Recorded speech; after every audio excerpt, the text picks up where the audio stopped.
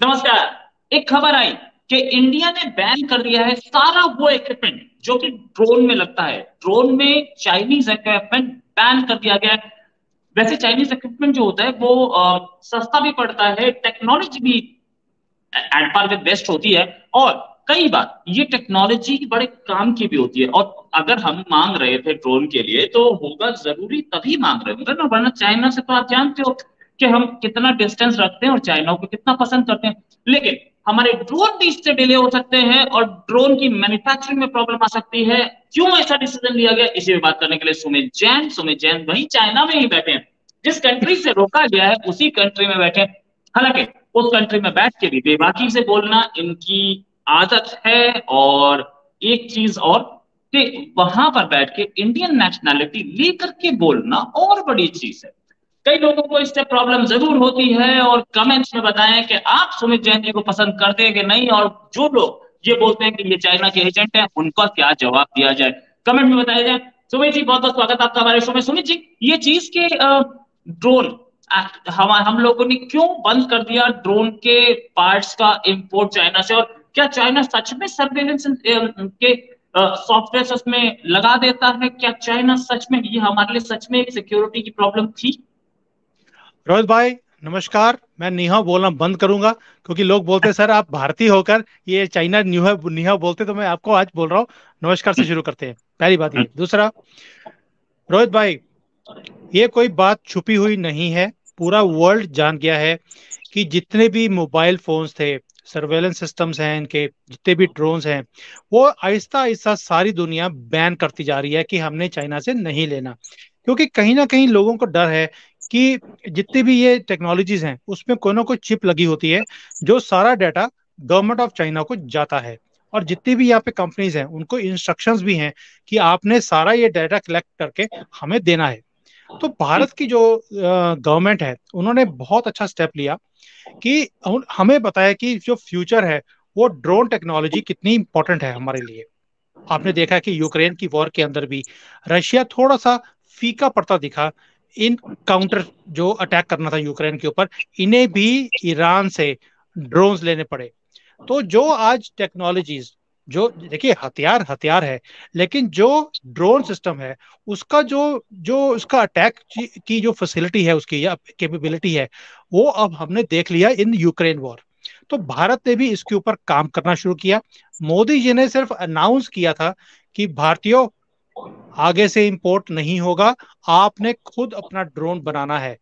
आपको जानकर हैरानी होगी, 6 महीने के अंदर 50 से ज्यादा प्रोटोटाइप्स हमारे बच्चों ने बना दिए भारत के। तो फिर इन्होंने बैन किया कि चाइना से इंपोर्ट बंद होगी। अब पार्ट्स भी बंद कर दिए। वाई? क्योंकि जो मेजर पार्ट्स हैं जो हम वहां से इंपोर्ट करते थे वो था कैमरा सिस्टम्स, जो इंडिया में वो फैसिलिटी शायद उतने कैपेबिलिटी की नहीं थी। तो अब क्या होगा? यस, आपकी बात सही है। हमारी जो कॉस्ट ऑफ प्रोडक्शन है वो डिले होगी। लेकिन जो आपने बोला कि वो सॉरी, डिले नहीं होगी, उसकी कॉस्ट बढ़ जाएगी, लेकिन डिले नहीं होगा। क्योंकि भारतीयों में एक चीज तो कॉमन मैंने देखी है कि जैसे ही मोदी जी कोई बात करते हैं, सारी सारे भारतीय जुड़ जाते हैं कि इसको कैसे हमने इंप्लीमेंट करना है और कैसे इसको भारत में मैन्युफैक्चर करना है। अभी चाइना से हम इंपोर्ट बंद किया है, लेकिन हम इटली से, यूरोप से कई कंपनीज है जो बनाती हैं और हाई क्वालिटी का स्टफ बनाती हैं, हम वहां से इंपोर्ट करेंगे। सो ये स्टेप बहुत जरूरी था।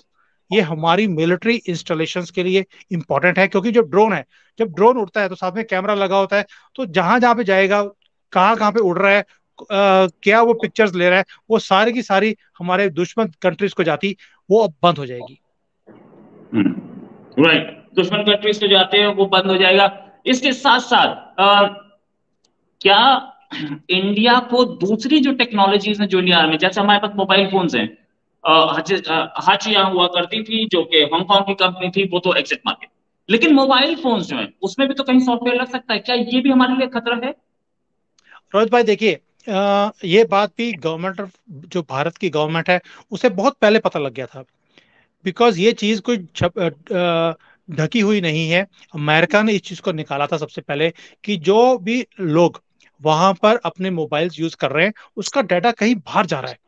And then when they came to know कि उसके अंदर भी एक चिप लगी हुई थी जिससे आप क्या बात कर रहे हैं आप किससे क्या बात चल रही है आपकी, क्या आपकी लाइकिंग है, डिसलाइकिंग, आपका हर चीज का डेटा चाइनीज कंपनीज के पास जा रहा था। अभी तो उन्होंने बैन कर दिया कि जितने भी गवर्नमेंट एम्प्लॉयज हैं वो चाइनीज फोन यूज नहीं कर सकते, they have to use iPhone. तो अब भारत ने भी वो चीज करी है कि जो 5,000 से या 10,000 से नीचे के जो फोन है वो आप चाइना से इंपोर्ट नहीं कर सकते। अब आहिस्ता आहिस्ता वो टाइट कर दिया इन्होंने कि लैपटॉप भी इंपोर्ट नहीं कर सकते आप, ऑल इन वन कंप्यूटर भी कर नहीं सकते, मोबाइल भी कर नहीं सकते, because we have understood one thing कि ये जो चीज है, सर्वेलेंस का जो सिस्टम है, ये चाइना का बहुत ज्यादा स्ट्रांग है। और इसलिए हम मेक इन इंडिया टेक्नोलॉजीज के ऊपर काम भी कर रहे हैं, डेवलपमेंट भी चल रही है। और जियो ने तो अनाउंस भी कर दिया है कि we are going to manufacture all this things in India. Tata ने अनाउंस कर दिया कि जो स्मार्टफोन्स हैं, they are going to take out smartphone equal to iPhone capability. तो वो खुद अपनी फैक्ट्री लगा रहे हैं, so we are working on it. देखिए, आपको क्या लगता है, आज हमने अनाउंस किया और कल को फैक्ट्री लग जाए? ऐसा नहीं होता। टेक्नोलॉजीज हैं, टाइम लगता है इन चीजों को डेवलप करने के लिए, एक इकोसिस्टम है। हर चीज एक बड़ी कंपनी खुद प्रोवाइड नहीं कर सकती, उसे छोटे छोटे यूनिट भी लगाने पड़ते हैं साथ में जो उसको सप्लाई करेंगे। It will take time. मेरा अपना अनुमान है अभी भी हमें 1 साल लग जाएगा। 1 साल के बाद आपको मेड इन भारत प्रोडक्ट्स ही मिलेंगे इलेक्ट्रॉनिक्स में। अभी हमारी मजबूरी है, हमें इंपोर्ट करने पड़ रहे हैं, और सबसे बड़ा जो मैन्युफैक्चरर है दुनिया में वो चाइना है। तो कहीं ना कहीं हमारी डिपेंडेंसी इनके ऊपर है, but the way we are working, ये डिपेंडेंसी आहिस्ता आहिस्ता खत्म हो रही है। एंड मुझे इस बात की खुशी भी है। जी, ये चीज और कि ये जो हम इंपोर्ट करते थे अब तक सामान, क्या हम खुद नहीं बना सकते सामान को? इतने दिन से हम इंपोर्ट क्यों कर रहे थे? रोहित भाई, क्या होता है कि जब आपके ही अपने हुक्मरान दूसरे दुश्मन कंट्री में जाकर एग्रीमेंट चुपके से कराएं 2008 में कि भैया इंपोर्ट फ्री सामान आप भारत में लेके आ सकते हैं, जब आपने एक एग्रीमेंट उनके साथ ऑफिशियली कर लिया तो दूसरी गवर्नमेंट आकर उस एग्रीमेंट्स को खत्म नहीं कर सकती।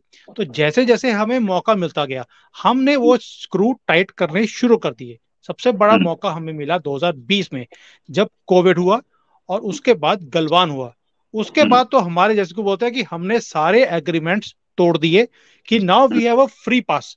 और हमने नेशनल सिक्योरिटी के नाम पर कि जो जो कंट्रीज हमारे बॉर्डर से के साथ लगती हैं उनकी सभी की इन्वेस्टमेंट्स और उनसे माल इंपोर्ट करना हम बैन करते हैं। अब लोग बोलेंगे कि लेकिन सर हमारा तो इंपोर्ट बढ़ता जा रहा है, हमारा तो जो गैप है चाइना से बढ़ता जा रहा है। दे आर बिल्कुल राइट सही। कि हमारा गैप बढ़ता जा रहा है चाइना के साथ, हमारा ट्रेड भी बढ़ रहा है। इट इज मोर लाइक अभी हम रॉ मटेरियल्स खरीद रहे हैं, पहले हम फिनिश गुड्स खरीदते थे। लेकिन अब हमने फिनिश गुड जैसे जो मोबाइल है वो बना बनाया आता था पहले चाइना से, अभी नहीं आता है। अभी सिर्फ पार्ट्स आते हैं, उसकी असेंबली है, कुछ थोड़े से पार्ट्स है जो इंडिया में बनने शुरू हो गए, बाकी भी आहिस्ता आहिस्ता बनने शुरू हो जाएंगे। It is taking time, but it will happen. आप देखेंगे कि जो ये गैप है ये अब कम होना शुरू हो जाएगा जैसे जैसे हम इनकी मेजर जो प्रोडक्ट्स है उसको बैन करते जा रहे हैं, जैसे मोबाइल फोन्स है, इलेक्ट्रॉनिक्स है। अभी तो रोहित भाई जो केमिकल्स थे, जो जिसको हम आईपी बोलते हैं, जो मेडिसिन के अंदर पड़ती है, वो भी भारत ने 100% डिपेंडेंसी थी चाइना के ऊपर, 100% बोल रहा हूँ, वो भी हमने मैन्युफैक्चर करने शुरू कर दिए। अब मेडिसिन तो already we were the factory of the world. अभी आईपी जो है जो उसके अंदर पड़ता है वो भी हम भारत में बनाएंगे, हमारी मेडिसिन और बेटर और सस्ती हो जाएंगी। और हमारी जो इंपोर्ट है बल्क में, पूरी की पूरी शिप्स भर के आती थी, that is going to stop from next year. और मोदी जी का टारगेट था कि 2024 तक मुझे ये सारे आईपी भारत में बने होने चाहिए। इसलिए हमने 3 क्लस्टर्स भी बनाए पूरे भारत में कि जहां पर ये आईपी बनाने की फैक्ट्री बहुत बड़े स्केल पे ये फैक्ट्रीज होती हैं, वो भारत में बननी शुरू हो गई हैं। राइट। अच्छा, एक चीज और कि जो चाइना ने इंडिया से कुछ गुड्स मंगवाए थे अपनी स्पेस टेक्नोलॉजी के लिए, वो सामान इंडिया के पास है, इंडिया ने बना लिया है, ऐसा चाइना कह रहा है कि इंडिया उसे दे नहीं रहा है, 1 साल से वो इंतजार कर रहा है। वैसे तो चाइना अब तक मैन मिशन भेज चुका है स्पेस पे, कहता है कि स्पेस पे इंडिया से आगे है, सैटेलाइट भी भेजता है, वहां पे ऊपर ट्रैक्टर सैटेलाइट है, यहाँ से सैटेलाइट डिस्ट्रॉय करने वाली मिसाइल, सब कुछ है। ऐसा क्या सामान है जो कि वो नहीं बना पाया, इंडिया से ले रहा है? वैसे तो इंडिया उससे बहुत कुछ लेता है। देखिए रोहित भाई, जब आपका दुश्मन राइज कर रहा हो तो लोगों के पेट में गैस निकलनी शुरू होती है। तो चाइना का भी वही हाल है, इनके भी जैसे भारत बढ़ता जा रहा है तो इनके भी पेट में से गैस निकल रही है। उस गैस को ये जो स्पेस का इनका जो स्पेस स्टेशन है वहां पर ये एक इंस्ट्रूमेंट डालना चाहते थे कि कैसे वहां पर, वैसे तो मैं मजाक की बात कर रहा हूँ, गैस की बात नहीं है, स्पेस के अंदर जो गैसेस होती हैं उसको नापने के लिए और उस उनको एक इंस्ट्रूमेंट चाहिए था। तो इन्होंने एक टेंडर निकाला पूरे वर्ल्ड में कि भाई ये कौन बना सकता है। आपको जानकर भी हैरानी होगी, हमारा जो एक इंडियन इंस्टीट्यूट है एस्ट्रोफिजिक्स का साउथ में, उन्होंने बोला, बच्चे हैं स्कूल कॉलेज उसके यूनिवर्सिटी के, उन्होंने बोला हम ये बना सकते हैं। And they took the challenge and उन्होंने बना के तैयार भी कर लिया। तो उसके बाद उसको अब चाइना में एक्सपोर्ट करना था and that you was going to go to the space station, वहां पे इंस्टॉल करना था इसको। लेकिन इंडियन गवर्नमेंट ने, जो मिनिस्ट्री ऑफ एक्सटर्नल अफेयर्स है, उन्होंने उसको बंद कर दिया कि ये इसकी एक्सपोर्ट हम आपको नहीं करने देंगे। 1 साल हो गया, वो लाइसेंस इनको नहीं मिल रहा। तो चाइना वहां पे बैठा वेट कर रहा है, ताक रहा है हमारी आंखों की तरफ। उनकी तो वेट करते करते आंखें और छोटी हो गई हैं कि कब आएगा और कब हम ऊपर भेजेंगे। उसके बाद एक काम और हो गया। देखिए मैं समझता हूँ कि जो बच्चे हैं, देखिए जो किड्स हैं, किड्स को एक होती है कि भी हमारा सामान बनाया था, ये ऊपर जाना चाहिए था, तो दे आर सेइंग कि भी आप परमिशन क्यों नहीं दे रहे। बट ये नेशनल सिक्योरिटी का मामला है, पहली बात ये। दूसरा, हमारा ये स्टैंड देखने के बाद यूरोप की और अमेरिका की जो इंस्टीट्यूट्स हैं या जो कंपनीज हैं जिनका सामान भी चाइना मंगवा रहा था, उन्होंने भी बंद कर दिया कि भी भारत नहीं भेज रहा, हम भी नहीं भेजेंगे। अब चाइना के पास ऐसी प्रॉब्लम आ गई है कि इनको 15-20 ऐसे इंस्ट्रूमेंट्स थे जो बाहर से इंपोर्ट करके ऊपर भेजने थे, they are not getting it. तो भारत जब लड़ाई भी करता है या दुश्मनी भी दिखाता है तो पूरी दिखाता है, और हमारे साथ अब दुनिया भी खड़ी है कि भाई आपकी दुश्मनी है, हम भी आपका साथ देंगे। सो अभी 15-20 इंस्ट्रूमेंट्स है जो चाइना वेट कर रहा है, इनके पास वो नहीं थे। हो सकता है ये बना लेंगे, क्योंकि जब आपको कोई चीज चाहिए, जैसे भारत भारत के पास मोबाइल की टेक्नोलॉजी नहीं थी या इलेक्ट्रॉनिक्स की नहीं थी, अभी हमने बैन किया है तो हमने वो लगाना शुरू कर दिया। तो चाइना का भी यही हाल है, इनके पास वो टेक्नोलॉजीज नहीं है जो ये मांग रहे थे।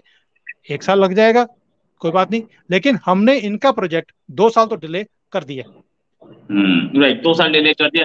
अच्छा, ये जो पहले मैन मिशन भेजना और दूसरी चीजें, अभी अभी हमारा जो मैन मिशन था गगनयान, वो 2025 के लिए टल चुका है। 2025 के बाद हो सकता है कि 2025 के आसपास जाए या 2025 से थोड़ा सा लेट जाए। अमेरिका का मैन मिशन टू मून उम्मीद है इसी साल चला जाएगा। इंडिया थोड़ा पीछे है इन दोनों से, इससे रशिया से चाइना से थोड़ा पीछे है। उसके बाद भी इंडिया से और इंडिया के बच्चों से टेक्नोलॉजी, क्या चाइना अपने आप को बहुत एडवांस बोलता है? क्या क्या वाकई में इतना एडवांस है कि उसे इंडिया से लेना पड़े बच्चों से? रोहित भाई देखिए, भारत के जो बच्चे हैं इसका मुकाबला नहीं है। मैंने एक वीडियो भी डाला था इसके ऊपर कि हमारे तो ये 6 महीने का बच्चा, 6 महीने का बच्चा जो अभी बोलना भी सीखता नहीं है, हम्म, वो एक साउथ इंडिया का बच्चा है, वो आप कोई भी चीज दिखा दीजिए उसका नाम बता देगा आपको, सब्जी का, फ्रूट का, कार का, anything. And he is got a world record for that कि he is the most intelligent बच्चा। हमने ऐसा बच्चा देखा नहीं है। ये भारत के बच्चे हैं, ये इंडिया के बच्चे नहीं है। और भारत के जो बच्चे हैं ये दुनिया को लीड करने वाले हैं आज। इसीलिए पूरे वर्ल्ड में हमारे सीईओज लगे हुए हैं। यहाँ भी चाइना में 3-4 कंपनीज है जिसकी मैं सीईओ का काम करता हूँ, and I lead them. I tell them how to grow your companies, how to survive this difficult times. इनके पास दिमाग होता तो इन्हें हमारे जैसे लोगों को एम्प्लॉय करने की जरूरत क्या थी। देखिए रोहित भाई, मैं हमेशा बोलता हूँ कोई भी दुनिया में संपूर्ण नहीं है। आपको हर एक बंदे को किसी और की जरूरत पड़ती है। आज मैं आपके चैनल पे आ रहा हूं तो आपको मेरी जरूरत है, मुझे आपकी जरूरत है। आप अकेले सारे काम नहीं कर सकते, मैं भी नहीं कर सकता हूँ। चाइना भी इस चीज को समझता है, लेकिन बस प्रॉब्लम एक ही है, जो इनको एक वो अपनी सुप्रीमेसी दिखाने की इनको आदत है, उसके कारण दुनिया इनको हेट करती है। बट अदरवाइज दे अंडरस्टैंड कि हम अकेले सारे काम नहीं कर सकते, हर चीज की कॉम्पिटेंसी एक आदमी के पास नहीं हो सकती। सो दे फाउंड कि जो हमारी इंस्टीट्यूट्स हैं, जो हमारा आईआईटीज हैं, आईआईएम्स हैं, इसका मुकाबला नहीं है। चाइना भी समझता है इस बात को। आप सोच के देखिए, पूरे वर्ल्ड में हमारे इंजीनियर्स, हमारे डॉक्टर्स, हमारे सीईओज लगे हुए हैं। आपने कभी कभी चाइनीज का नाम सुना इसमें कि कोई चाइनीज किसी कंपनी में सीईओ लगा हो या चेयरमैन लगा हो, मैनेजिंग डायरेक्टर लगा हो? कभी नहीं सुनेंगे। आपको फैक्ट्रियों में काम करते देखेंगे लेकिन आपको हेड करते हुए ये लोग नहीं दिखेंगे। उसका रीजन है कि इन्हें कभी भी डिसीजन मेकिंग जो होते हैं, जो सीईओ लेवल पे काम करते हैं, वो होते हैं जो डिसीजन ले सकते हैं, जो फ्यूचर को देख के प्रिडिक्ट कर सकते हैं कि आगे क्या हो सकता है, हमें कैसे इन्वेस्टमेंट्स करनी है। तो ये चीज चाइनीज में अवेलेबल नहीं है, तो इसलिए इनको बाहर के लोगों से सहारा लेना पड़ता है। लेना पड़ता है, सही बात है। अच्छा, वैसे भी चाइना, इंडिया, ये अमेरिका, यूरोप, सारी बड़ी इकोनॉमीज में अगर हम देखें तो they have been performing wonderfully, but Indian economy and Chinese economy have been performing exceptionally wonderful. अभी एक खबर आई थी कि इस साल चाइना की इकोनॉमी ने बहुत अच्छा इम्पैक्ट नहीं दिया, 5% के आसपास ग्रोथ रेट दिखाई, जबकि पिछली साल या उससे पिछली साल या उससे पिछली साल क्वार्टर्स में ग्रोथ रेट इनकी 11 to 15% होती थी, इस साल 5% है। क्या हम एक स्लो डाउन देख रहे हैं चाइनीज इकोनॉमी में? देखिए रोहित भाई, मैं आपको पहले भी बोला इस चीज के बारे में कि चाइना की जो इकोनॉमी है 3 साल बहुत ज्यादा अच्छी नहीं गई, बिकॉज कोविड था, यहाँ पर स्ट्रिक्ट लॉकडाउन थे। अब इतनी बड़ी किश्ती को आपको दोबारा से रीस्टार्ट करना है। अब आप बोलेंगे कि भाई इनकी तो लेकिन जीडीपी बहुत ज्यादा बढ़ रही थी पिछले 2-3 सालों में, जब जबकि पूरा लॉकडाउन था। तो उसका रीजन ये है कि यहाँ पर फैक्ट्रीज चल रही थी, पूरे वर्ल्ड में लॉकडाउन था पहले, तो यहां से माल बन बन के पूरे वर्ल्ड में जा रहा था। अभी क्या हो गया कि पूरे वर्ल्ड में फैक्ट्रीज खुल गई हैं, तो डिमांड कम होनी शुरू हो गई, पहले बात। दूसरा, रिसेशन है पूरे दुनिया में, तो इसलिए इनके पास ऑर्डर्स नहीं है। जो इनकी ग्रोथ नहीं आ रही अभी, दैट इज ओनली बिकॉज इनके पास एक्सपोर्ट के ऑर्डर्स नहीं है। तो मैं तो यहाँ पर फैक्ट्रीज में जाता हूँ, फैक्ट्रीज के अंदर खाली पड़ा हुआ है, they have no orders. Workers भी अब अपने घरों से वापस नहीं आ रहे क्योंकि सैलरीज नहीं मिल रही उनको। हालत खराब है in a short term, but now they have also started changing the game कि कैसे इस प्रॉब्लम से बाहर निकला जाए। तो हाईटेक जो इंडस्ट्रीज हैं, जो अमेरिका कोई चीजें बनाता था जो, अब ये उन चीजों में जा रहे हैं, ये छोटी छोटी चीजों में से बाहर निकलते जा रहे हैं। So they are going into high precision, high end चीजें, जिसकी वैल्यू पूरे वर्ल्ड और जिस जिस चीजों की जरूरत दुनिया को है, now they are going into those things, so they are going into high tech and all। इनको अभी 1-2 साल लग जाएंगे इस चीज में से बाहर निकलने के लिए। दे आर, देखिए, कहाँ तो 0% ग्रोथ, अब ये 5 पे आ गए हैं, तो स्लोली स्लोली रिकवरी होनी शुरू हो गई इनकी। इट्स नॉट कि ये डाउन है और ये खत्म हो जाएंगे, इनके टुकड़े हो जाएंगे, ऐसा कुछ भी नहीं है। They are very strong internally and they know how to take themselves forward. देखिए, आपको एक चीज तो समझनी पड़ेगी, हम जितना मर्जी हेट करें चाइना को, अमेरिका भी हेट करता, पूरी दुनिया हेट करती है, लेकिन चाइना ने एक जबरदस्त काम किया है कि इन्होंने दुश्मन को भी अपने ऊपर डिपेंडेंट कर दिया। आज देखिए हिंदुस्तान की कितनी डिपेंडेंसी है चाइना के ऊपर, कि हमारी दुश्मनी होने के बावजूद, हमारे इतने रिस्ट्रिक्शंस लगाने के बाद भी, हमारा जो डेफिसिट है इनके साथ, या ट्रेड जो है, वो बढ़ता ही जा रहा है। सेम चीज इनकी बाकी कंट्रीज के साथ भी है।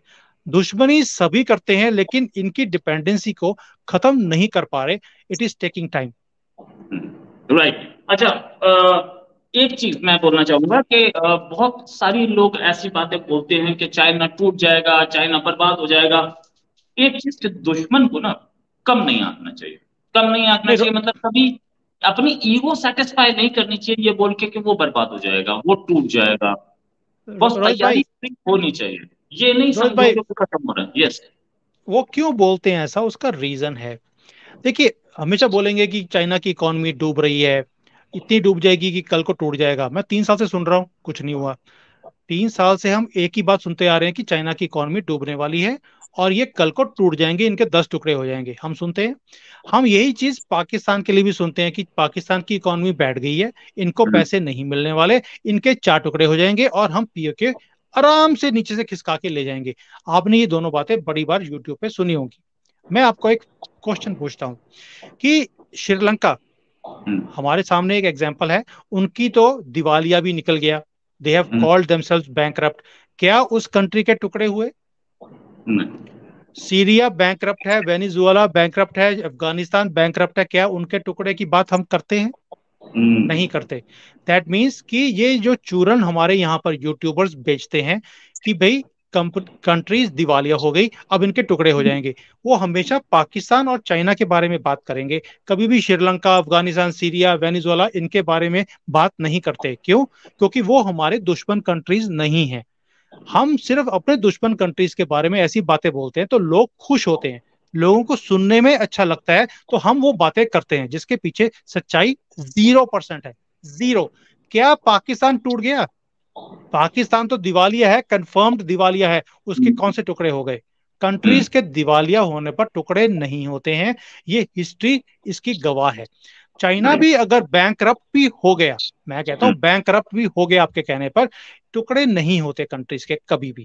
ये कंट्रीज चलती रहती हैं, कहीं से सपोर्ट आ जाती है, और इनके पास तो 3 से लेके 5 ट्रिलियन डॉलर्स के फॉरेन रिजर्व्स हैं। हमारे तो 600 बिलियन के हैं, इनके तो 3 ट्रिलियन के हैं। तो आपको क्या लगता है, ये वो वहां पर सिर्फ आग लगाने के लिए बैठाए हुए हैं कि सर्दियों में आग लगेगी तो हम ये डॉलर्स को आग लगाकर अपने हाथ गर्म कर लेंगे? It is not like this. हमें थोड़ा प्रैक्टिकल सोचना चाहिए। ये लोग वो हैं जिन्होंने कभी किसी कंपनी में काम नहीं किया, छोटे छोटे लेवल पर उन्होंने फ्लोर सफाई की होती है, तो ये आके बात करते हैं ऐसी चीजों की। फाइनेंस की नॉलेज नहीं है, कंपनीज को लीड नहीं किया, कभी कंट्रीज के अंदर कभी बात नहीं करी हाई लेवल पर। How can they give opinions की कौन सी कंट्री, वो भी इतनी बड़ी कंट्री, वो ऐसे कोलैप्स कर जाएगी? वो भिकारिस्तान कोलैप्स नहीं किया, आप चाइना की बात कर रहे हो। मुझे हैरानी होती है इन लोगों के एनालिसिस के ऊपर। एक्चुअल में क्या है, मैं हमेशा बोलता हूँ मैनेजमेंट के अंदर कि 3 चीजें हैं रोहित भाई। एक होता है व्यू पॉइंट, कि आपका किसी चीज के ऊपर एक व्यू हो सकता है। सपोजिंग आपने देख लिया कि भी आपके एरिया में 2 रेस्टोरेंट्स बंद हो गए, तो आप एक व्यू पॉइंट कर लेते हैं कि भी इकोनॉमी डाउन है, रेस्टोरेंट भी बंद हो रहा है, तो ये आपका व्यू पॉइंट है। दूसरा होता है कि एक विश होती है आपकी कि यह दुश्मन कंट्री है, दुश्मन कंट्री में इसका भट्टा बैठना चाहिए, ये कल को डूबना चाहिए, ये आपकी विश है। तीसरा है एनालिसिस। एनालिसिस होती है कि पूरे कंट्री के अंदर 10 लाख रेस्टोरेंट्स हैं, उसमें से 2 बंद हुए, तो परसेंटेज कितनी है? दैट मीन्स कि it is not a alarming situation. इसको बोलते हैं एनालिसिस बेस्ड ऑन फैक्ट्स। आप बिना फैक्ट्स के 2 रेस्टोरेंट बंद हो जाएं और आप चिल्लाने लग जाओ कि भाई इनके तो 2 रेस्टोरेंट भी बंद हो गए, इनकी तो बस बटा गुल है इनका, ये तो कल को बंद हो जाएंगे, कल को ये कोलैप्स कर जाएंगे और इनके 10 टुकड़े हो जाएंगे। सो दैट इज कॉल्ड, सिर्फ घर में बैठकर आपकी विशफुल थिंकिंग है कि हमारे दुश्मन का नुकसान हो, और कुछ भी नहीं है। Analysis is different, analysis is based on facts. और ये लोग जिन्होंने आज तक कभी नंबर्स पढ़े नहीं, एनालिसिस कभी किया नहीं, उन पता नहीं पढ़ना भी आता नहीं आता, वो आकर आपके यहाँ पर उल्टा सीधी बातें बोलते हैं। मुझे हैरानी होती है और मुझे दुख भी होता है इन लोगों की स्टेटमेंट्स के ऊपर, पर क्या करें, they are so called analysis करते रहते हैं। तो I don't want to comment more on that. But as far as देखिए, सेकेंडली रोहित भाई आप दिल्ली में रहते हैं, अब दिल्ली के बारे में जो आपकी जहां पर भी आप रहते हैं, वहां की जो नॉलेज आपको होगी मुझे यहाँ बैठकर नहीं हो सकती। मैं जहां बैठा हूं आपको एक्चुअल फैक्ट्स, एक्चुअल नंबर्स देख के साथ, मैं मार्केट में रहता हूं, I work in companies, I am giving you those things which are available here. So आप, मैं आपको दिल्ली के बारे में कमेंट नहीं कर सकता because you are the person sitting there. Same way I am sitting here, I am giving you the facts which are available here. That's all, it's very simple. Right, right. ये भी एक सच है कि India में and elsewhere ज्यादातर countries में freedom of speech and expression है, तो उसका राइट, उसका यूज होना चाहिए, मिस यूज नहीं। Thanks a lot Sumit ji for joining. उम्मीद है जल्दी एक डिस्कशन और करेंगे। अभी के लिए नमस्कार, धन्यवाद, जय हिंद। जय हिंद।